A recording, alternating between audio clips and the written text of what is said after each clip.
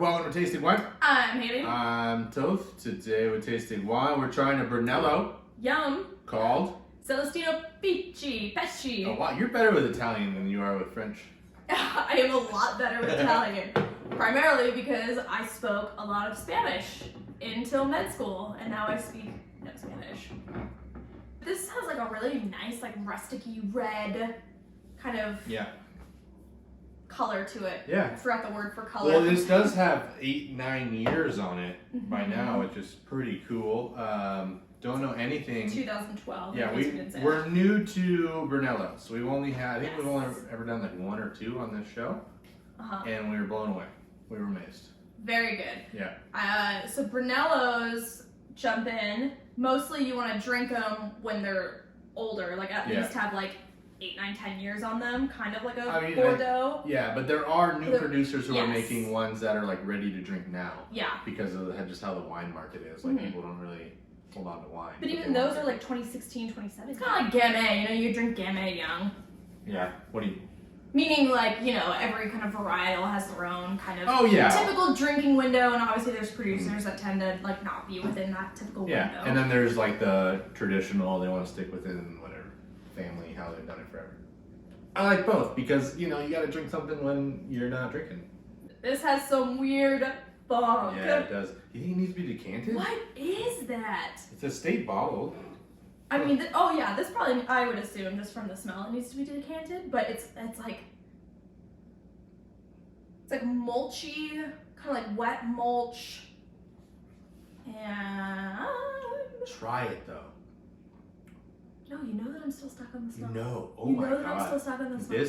I could smell a wine. This is good. Oh yeah? This is good. And the thing is, like the last Brunello we had, I don't even really know what I'm tasting. I mean, it's like leathery, it's dark fruits, it's dried fruits.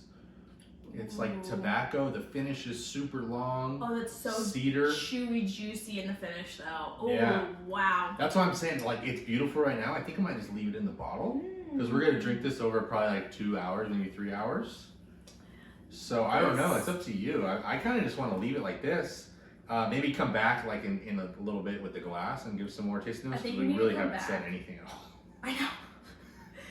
But I can already say that I think that this with like a nice tomatoey marinara or arrabbiata sauce would be so good. Damn, Brunellos. They might be stealing my soul.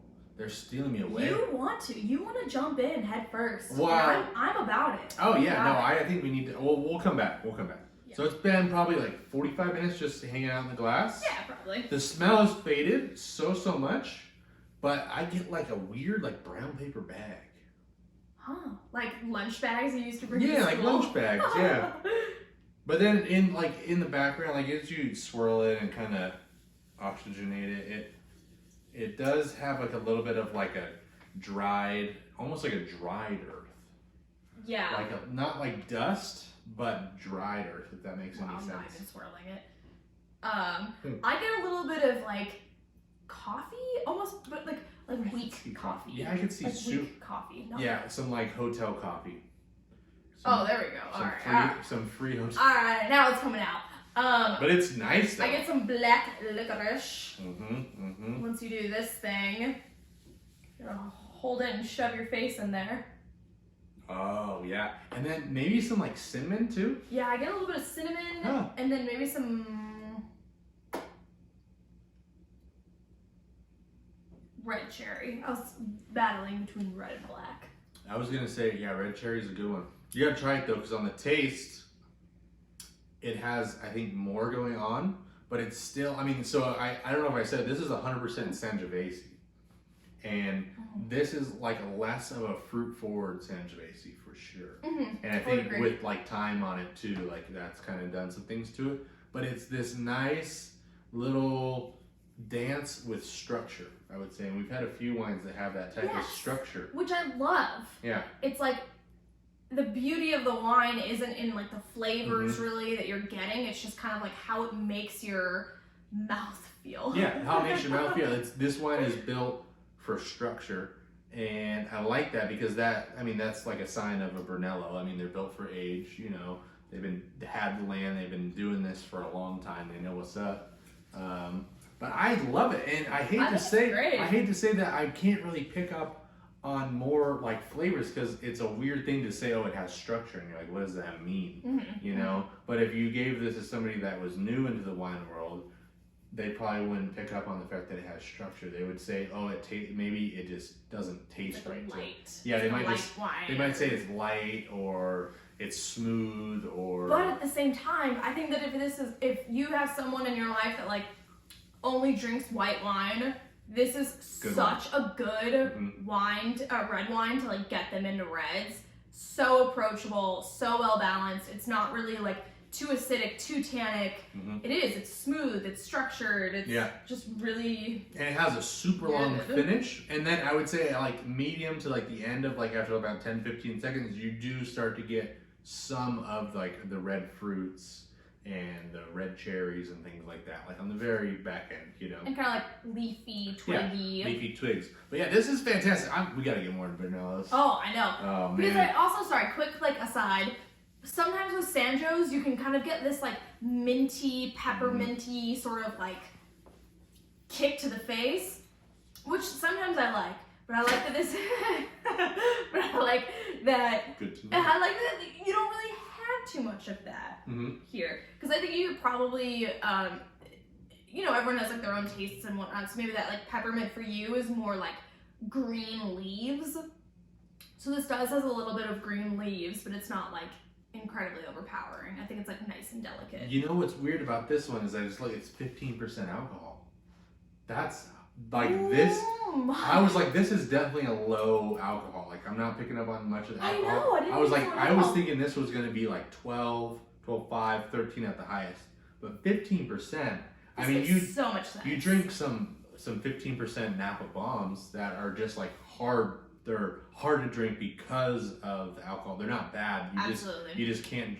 They're super sippers. You know, pretty wild. But it makes sense because after like half a glass, kind of a glass of this, I feel pretty zooted already. And I was like, I mean, yeah, I haven't eaten in like 4 hours, but I'm like, how am I like kind of zooted? A little slippery. This makes sense. Yeah. All right, I'm gonna read a comment. This comment comes to us from Perth Luxury. This is on our Perrier Jouet Grand Brut, not the Belle Epique. The Belle Epique is their vintage stuff. This is like the classic. This is like their classic stuff. Classic shindig. Anyway, they say, I found this to be quite nice. Make sure you try the Pol Roger Brut Reserve. It'll knock your socks off. 3 exclamation points. What? And then there's their regular vintage Blanc de Blancs, and then there's the Sir Winston Churchill, one of only 2 champagnes able to slay a Dom Perignon. Another 3 exclamation points. What? The other being Bollinger RD, of course. Bollinger has a special place in my heart. We love Bollinger. Bollinger is fantastic for a non. Bollinger. Yeah, we'll love that forever. For a non-vintage, they pull from like 10-year-old magnums to make their non-vintage stuff. But yeah, what was it, Pol Roger? Yeah, which is so funny. So we were at one of the wine shops, and we were picking between a few, and they were like, "Oh, this is Pol Roger," the Winston Churchill one, and then we were in between another one, and we ended up going with the other one. So now we're gonna have to go back. The other one we got was Lollier. Yeah, Lollier. Yeah, that review will come out soon. Yeah, so both of those will come out soon. But thank you for joining us here on Tasting Wine. Let us know your favorite Brunellos. I want to know. Brunellos. I want to know any price range, whatever you got, because a lot of Italian stuff, it doesn't get too expensive.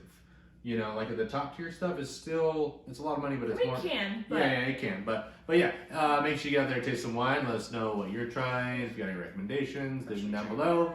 Follow us on Instagram. Our handle is Tasting Wine Official. I think that's it. And I guess we'll just see you on the next one. We'll see you on the next one. Cheers. Cheers.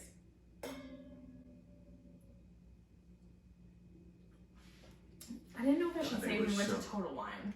So I just said our wine shop. Yeah, just say it. It's just easier. Okay. Hey, we're so adorable. Oh, I know, yeah. Great. Oh my god, we're wearing blue.